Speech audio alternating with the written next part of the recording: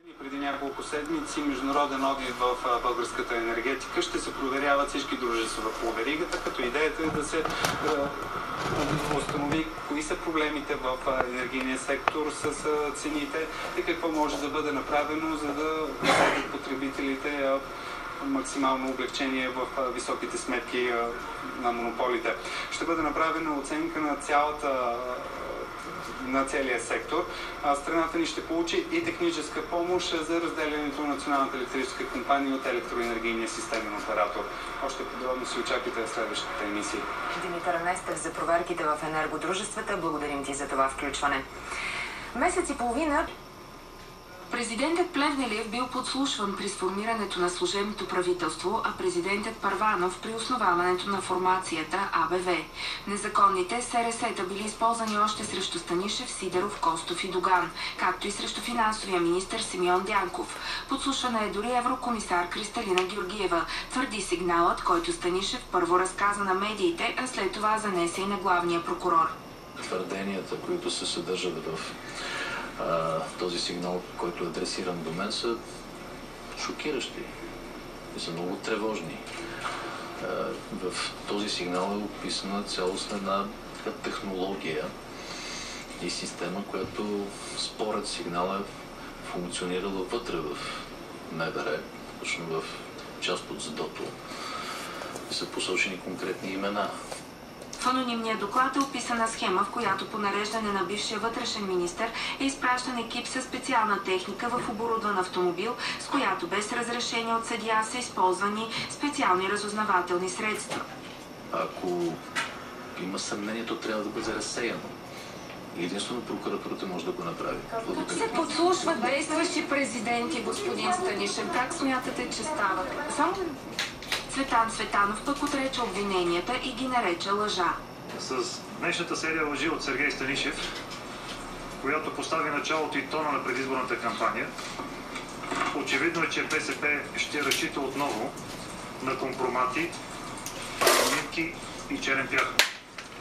Това означава, че и този път БСП няма да се състезава с идеи и политики, а влиза в предизборната надпревара с добре усвоени агентурни похвати, активни мероприятия и фабрикуване на компромати. Цветанов допълни, че няма да влиза в обяснителен режим. Главният секретар на МВР Калин Георгиев е уверил премиера Марин Райков, че няма практика за подслушване на телефони на политици и общественици. В предаването лице в лице Райков заяви, че няма да вземе отношение към начина, по който политическите сили разгръщат предизборните си кампании. Откровено казано, е крайно време да свикнем с бомбите, защото до изборите ще има всеки ден такива. Нека политическите сили да разгръщат своята предизборна кампания с аргументите, с които те преценяват, че това е най-удачно, но аз като министър-председател не считам за нужно да взимам отношение по темата кой какво предполага, че може би някой го подслушва. Нежелани гости на заседанието на служебния кабинет. Лидерът на Атака Волен Сидеров изкърти дръжка от вратата на Додуков 1 и нарече премиера Марин Райков с обидни епитети. Според Волен Сидеров, правото му на информация включва пряк достъп до заседанията на кабинета. Атакисти от цялата страна бяха мобилизирани да подкрепят неговия щурм. Доколкото разбрахме, някъде не допускат Волен. Къде? Такава информация имаме от нашия председател. Къде не го допускат? Не можах да разбера точно. Директорът на правителствения протокол обясни, че по правилник не може да го пусне. Това не може да бъде дипломат, този човек. Той за мен е простак. Марин Райков е абсолютен простак, който ни унижава сега тук да стоим. Дайте му кажете на този национален предател да ни пуска. Кого защитавате? Турцайци, викате който трябва. Ясно ли е? Дайте да трошите, много ви моля. Отворете вратата и извикате някой тогава. Извикате се някой тогава. След един час Сидеров се отказа и се върна при хората си. По-късно премиерът изтъкна, че 3 пъти го е канил на разговор. Единственото нещо, което не мога да разбера е защо един политически лидер държи да говори с мене чрез мегафон. Аз имам добра чуваемост. Минах през болница съвсем наскоро да си направя цялостен преглед. Сидеров, като всеки гражданин, може да се информира от правителствените стенограми. причините, поради които аз не мога да го поканя да продължи своята публична дейност в рамките на заседанията на Министерски съвет, е, че ние имаме работа. Ако господин Сидеров влезе в следващото Народно събрание, той със сигурност ще бъде винаги добре дошъл на заседанията на Министерски съвет. По всяка вероятност не, дай Боже да не съм аз там в тази зала. В началото на заседанието премиерът скастри министрите си да ходят подготвени в Брюксел, да идват на време на работа и да си вдигат телефоните по всяко време. След като аз съм 24 часа върху 24, бъдете така любезни да бъдете и вие. Освен ако не сте в концертна зала или на среща с мен. За BTV новините Константин Караджов. И партията на Меглена Кунева официално представи управленската си програма. От Движение България на гражданите са готови да управляват държавата. Водачите на листите им ще станат ясни утре. Меглена Кунева призна, че сега изпитва същите чувства, като по време на преговорите за членството ни в Европейския съюз. Вяра и мобилизиращ страх. Ние искаме да поемем управлението на страната, защото знаем, а не защото ще се очудваме какво нещо заварваме. От движението обещаха, че ако хората им гласуват доверие на изборите на 12 май, ще поискат промени в Конституцията, за да се намали броя на депутатите, като въпросът не е за заплати, а за носене на отговорност. Тази идея няма нищо общо с чисто популистката идея на хора, чието имена, слава Богу, не помня в момента, за да повторя, а именно, че ще спестим от заплати. България не е оправена да оправя до 50 или до 100 заплати. България на гражданите настояват за въвеждане на машинно гласуване. Според Даниел Вълчев, аргументът, че някои граждани заради ниската си грамотност няма да се справят, е несъстоятелен. От партията уточниха, че не са за въвеждане на образователен ценз на изборите. Хората на Кунева обещаха 150 000 работни места за 2 години и автоматична проверка на сметките, ако са с 10% по-високи от предходните. За BTV новините Елица Попова. В същото време първи вътрешнопартийни сблъсъци в България на гражданите, след като сливенската структура се разбунтува срещу решенията на националното ръководство, от движението коментираха, че проблеми с среденето на листи няма, а напрежението възникнало заради свръхамбицията на един млад човек да стане водач. Едно социологическо проучване скара социолозите. NBMD изнесе данни, според които предстоящите избори ГЕРБ ще спечели 30% от гласовете, а БСП едва 16 на 100. Изследването на Мира Радева е по поръчка на 2 чужди компании, но според колегите й цифрите са неверни. Според двете анкети на NBMD, само 45 дни преди изборите ГЕРБ води почти двойно пред БСП с 30 към 16%. И двете дават една значителна преднина на ГЕРБ, това е което може да кажем.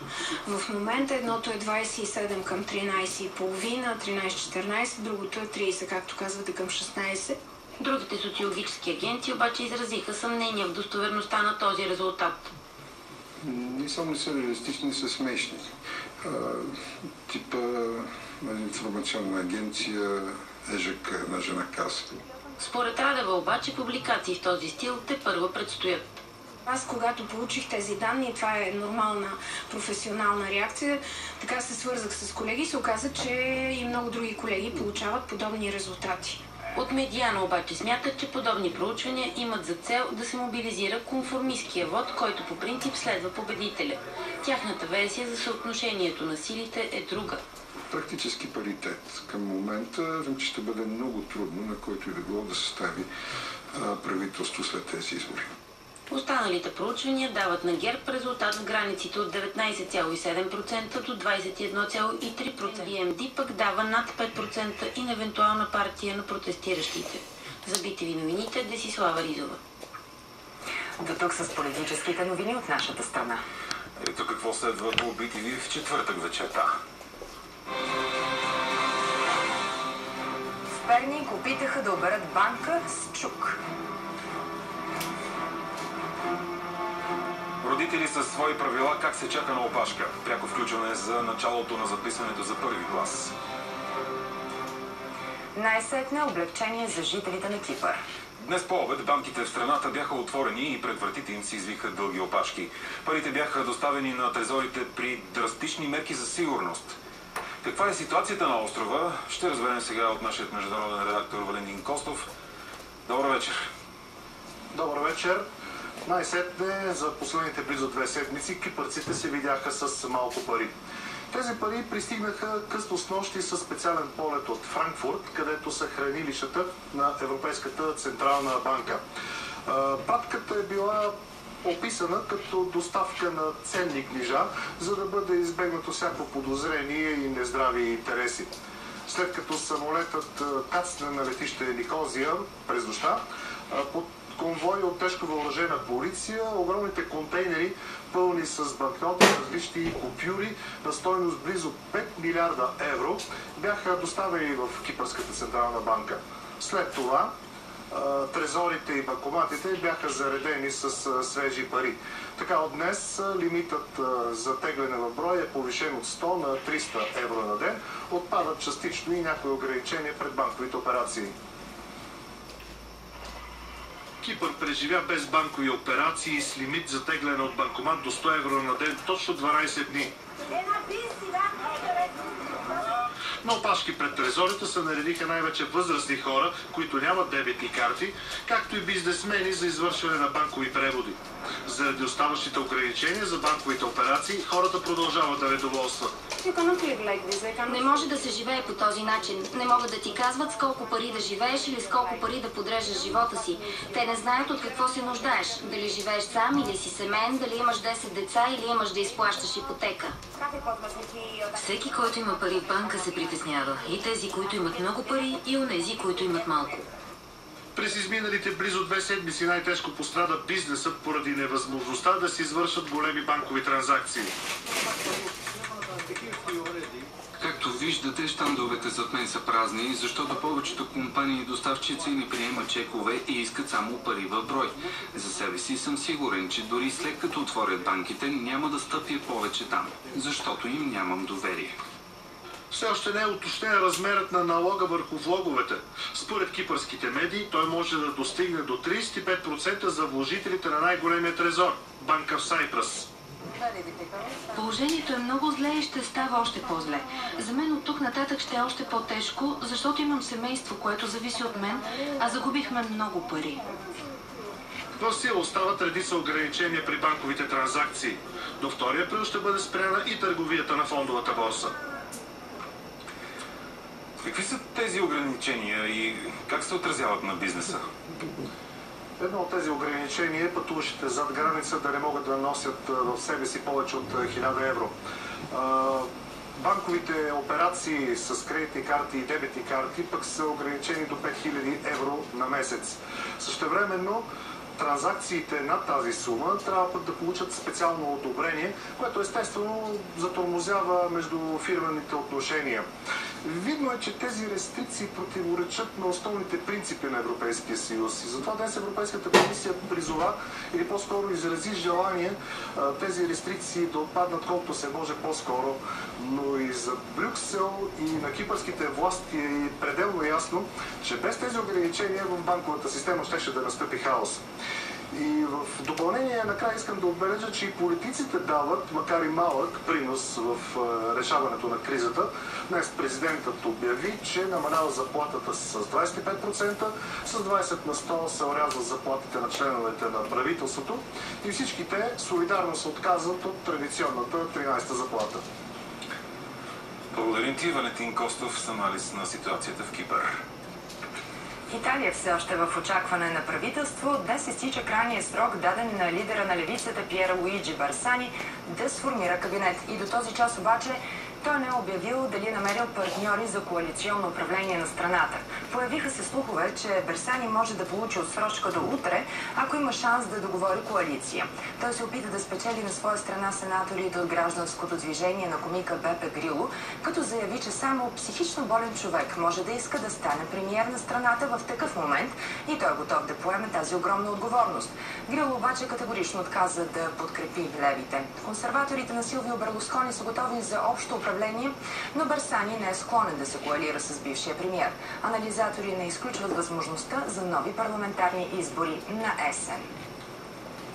По-малко от година след победата на президентските избори, Франсуа Оланд се радва едва на 22% одобрение. Проучване на общественото мнение показва още, че 51 на 100 от сънародниците му го смятат за лош държавен глава. Това е най-стръмглавото сриване на рейтинга на президента в цялата съвременна история на Франция. По-късно тази вечер Оланд ще направи обращение към нацията, за да обясни непопулярните реформи. Нелеп инцидент в Китай. 25-годишен охранител загина, след като буквално потъна в дън земя. Трагедията се случи в новопостроен жилищен комплекс. Гардът изпълнявал служебните си задължения, когато площадката под него пропада и той изчезва в 20-метрова дупка.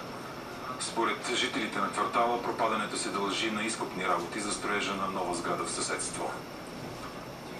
У нас опит за обир с чук в Пернишка банка. Кръците са опитали да разбият банковия клон в квартал Изток към 3:30 сутринта.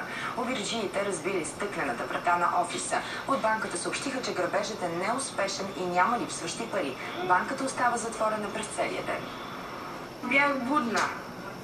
Но шум не чух само един трясък. И викам, този магазин, дето го служиха с алкохола, мислех, че нещо младежи или масичките.